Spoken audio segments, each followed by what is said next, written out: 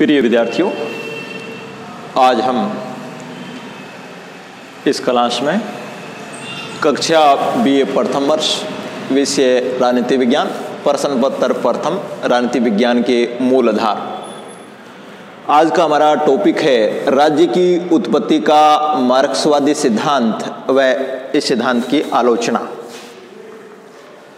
इससे पहले की कक्षाओं में हमने राज्य की उत्पत्ति के विभिन्न सिद्धांतों के बारे में जान लिया था, विशेष रूप से सामाजिक समझौता सिद्धांत और राज्य की उत्पत्ति का विकासवादी या ऐतिहासिक सिद्धांत। आज इस कक्षा में हम राज्य की उत्पत्ति के मार्क्सवादी सिद्धांत के बारे में चर्चा करने वाले हैं। कार्ल मार्क्स और उनके मित्र एंजल्स ने दो महत्वपूर्ण पुस्तकें लिखी है, साम्यवादी घोषणा पत्र और पूंजी। उनमें उनके राज्य की उत्पत्ति या राज्य के संगठन के बारे में विचार मिलते हैं। अगर मार्क्सवाद के संपूर्ण दर्शन को हम देखें तो उन्होंने अपने राजनीतिक विचारों में, अपने राजनीतिक दर्शन में ये सिद्ध किया है कि राज्य एक अस्वाभाविक संस्था है, इसकी हमें जरूरत नहीं है। राज्य एक अस्थायी संस्था है और राज्य एक वर्गीय शोषण करने वाली संस्था है। यानी राज्य अस्वाभाविक है, अस्थायी है और वर्गीय शोषण करने वाली संस्था है। अगर इसको हम राज्य की उत्पत्ति के आधार पर देखें तो मार्क्स या मार्क्सवादी राज्य की उत्पत्ति का आधार वर्ग विभेद को मानते हैं। वो कहते हैं कि समाज में जैसे ही निजी संपत्ति का जन्म होता है तो राज्य का समाज है वो दो वर्गों में विभाजित हो जाता है। एक वह वर्ग जिसके पास संपत्ति है और दूसरा वह वर्ग जिसके पास संपत्ति नहीं है।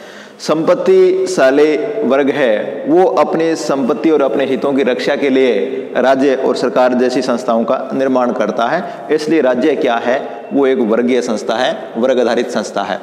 मार्क्स ने कहा भी है, अब तक के समस्त मानव जीवन का इतिहास वर्ग संघर्ष का इतिहास रहा है।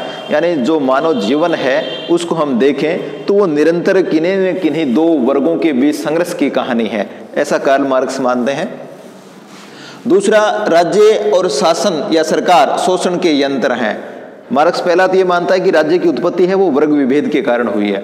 दूसरा, राज्य और शासन है, सरकार है, वो शोषण करने के साधन है, यंत्र है। मार्क्स ने कहा है, राज्य केवल एक ऐसा यंत्र है जिसकी सहायता से एक वर्ग दूसरे वर्ग का शोषण करता है। यानी कार्ल मार्क्स का मत ये है कि राज्य और सरकार के माध्यम से संपत्तिशाली वर्ग संपत्तिहीन वर्ग है उसका शोषण करने वाला है। उनके मित्र एंजल्स ने भी कहा है, राज्य अपने सभी रूपों में एकमात्र शासक वर्ग की संस्था रही है और प्रत्येक अवस्था में इसने यानी राज्य ने दलित या शोषित वर्ग को दबाए रखने का कार्य किया है। यानी उनके मित्र एंजल्स ने भी यही माना है कि राज्य अपने सभी रूपों में, चाहे राज्य का कोई भी रूप रहा हो, वो एकमात्र शासक वर्ग की संस्था, जो वर्ग सत्तारूढ़ है, शासक वर्ग है, उसके हित में काम करने वाली संस्था है।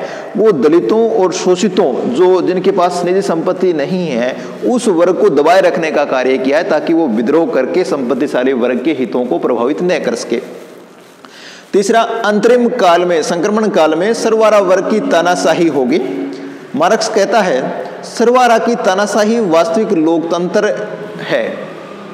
यानी कार्ल मार्क्स ये कहता है कि एक ऐसा समय आएगा जब ये वर्ग संघर्ष है, वो वर्ग संघर्ष में सर्वहारा वर्ग की विजय होगी और सर्वहारा वर्ग जब अपनी सरकार स्थापित कर लेगा, तानाशाही स्थापित कर लेगा, तो वो वर्ग उन चीजों को नष्ट कर देगा जो शोषण को बढ़ावा देती है और जो ऊंच नीच का भेद उत्पन्न करती है, संपत्तिशाली वर्ग और संपत्तिहीन वर्ग का विभाजन करती है।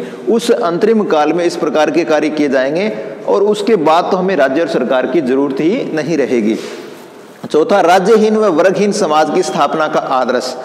जब अंतरिम काल में, संक्रमण काल में सर्वहारा वर्ग अपनी तानाशाही द्वारा उन सारी समस्याओं को दूर कर देगा तो उसके बाद एक ऐसी अवस्था आएगी जिसमें न तो राज्य होगा और न कोई वर्ग होगा, उसमें एक ही वर्ग होगा, सर्वहारा, सभी बराबर हो जाएंगे, सबको सुविधाएं समान रूप से मिलेंगी और कोई किसी का शोषण नहीं करेगा।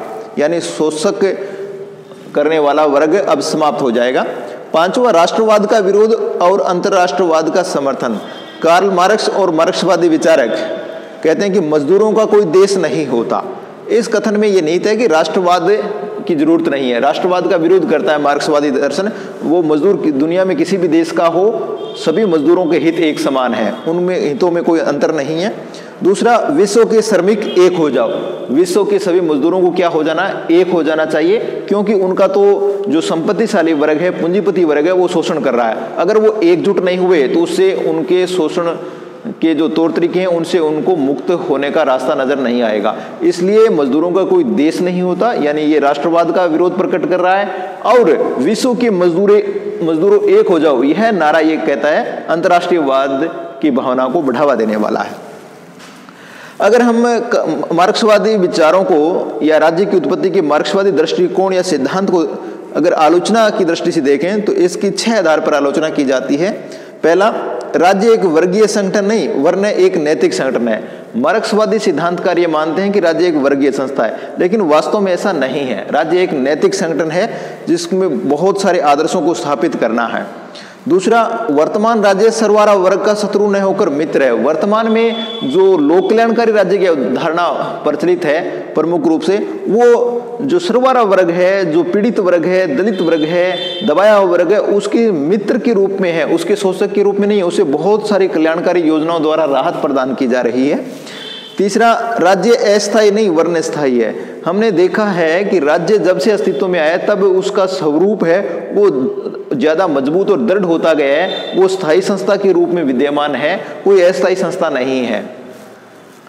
चौथा, राज्य की विलीनीकरण की धारणा कपोल कल्पित है। मार्क्सवादी ये कहते हैं कि जब अंतरिम काल में सर्वहारा वर्ग की तानाशाही द्वारा जो शोषक और शोषित वर्ग के भेद को समाप्त कर दिया जाएगा तब राज्य अपने आप स्वतः विलुप्त हो जाएगा, लेकिन ऐसा वास्तव में हो नहीं सकता। हमने साम्यवादी दृष्टिकोण या साम्यवादी विचार द्वारा शासित रूस के बारे में देखा है, चीन के बारे में देखा है, दोनों राज्य आज तक विद्यमान हैं, कोई भी राज्य विलुप्त नहीं हुआ है। पांचवा, प्रजातंत्र के संबंध में मार्क्सवादी विचार गलत है। यानी आलोचना ये की जाती है मार्क्सवाद की कि प्रजातंत्र को उन्होंने शोषक या पूंजीपति वर्ग के शोषण के हथियार के रूप में देखा है, लेकिन ये उचित नहीं है। प्रजातंत्र जनता द्वारा, जनता के लिए, जनता के हित में शासन है। राष्ट्रवाद वर्तमान जीवन की महानतम शक्ति है। कार्ल मार्क्स और मार्क्सवादी विचारक अपने सिद्धांत द्वारा राष्ट्रवाद का विरोध करते हैं, लेकिन संकट काल में हमने देखा है कि जब जब जरूरत पड़ती तो राष्ट्रवाद ज्यादा मजबूत हुआ है और राष्ट्रवादी भावनाएं देश की रक्षा में महत्वपूर्ण भूमिका अदा करती हैं। तो ये इस कक्षा में हमने राज्य की उत्पत्ति के मार्क्सवादी सिद्धांत और उसकी प्रमुख आलोचनाओं के बारे में जाना। एक बार पुनः दोहरा लेते हैं। मार्क्सवादी है वो राज्य को एक अस्वाभाविक, अस्थायी और वर्गीय शोषण पर आधारित संस्था के रूप में देखता है। उसके प्रमुख कथन ये हैं कि राज्य की उत्पत्ति का आधार वर्ग विभेद है। दूसरा, राज्य और शासन शोषण के यंत्र हैं। तीसरा, अंतरिम या संक्रमण काल में सर्वहारा वर्ग की तानाशाही स्थापित होगी तो वो वास्तविक लोकतंत्र कायम करेगी और जो शोषण के यंत्र है उनको समाप्त कर देगी, जो वर्ग विभेद है उसको भी समाप्त कर देगी, और ऐसे में राज्यहीन और वर्गहीन समाज की स्थापना का आदर्श है वो पूर्ण हो जाएगा। और राष्ट्रवाद का विरोध और अंतर्राष्ट्रवाद का समर्थन, यानी राष्ट्रवाद की मार्क्सवादी ये मानते हैं कि इसको विरोध किया है क्योंकि राष्ट्रवाद है वो शोषण को बढ़ावा देने वाला है। मार्क्सवादी ये कहते हैं कि राष्ट्रवाद के नाम पर जो संपत्तिशाली वर्ग है अपने राज्य और शासन को मजबूत करना चाहता है और शोषितों का दमन करना चाहता है। उन्होंने नारा दिया है कि मजदूरों का कोई देश नहीं होता। दूसरा, अंतर्राष्ट्रवाद की भावना का समर्थन है। विश्व के श्रमिकों एक हो जाओ, दुनिया के सभी श्रमिक मजदूर उनको एक हो जाना चाहिए, लेकिन इसकी आलोचना की भी प्रमुख आधार है। पहला, राज्य एक वर्गीय संगठन नहीं वरन एक नैतिक संगठन है। दूसरा, वर्तमान राज्य सर्वहारा वर्ग का शत्रु न होकर मित्र है, सहयोगी है। तीसरा, राज्य अस्थायी नहीं वरन एक स्थायी संस्था है। चौथा, राज्य के विलीनीकरण या विलुप्त होने की धारणा कपोल कल्पना है, सही नहीं हो सकती।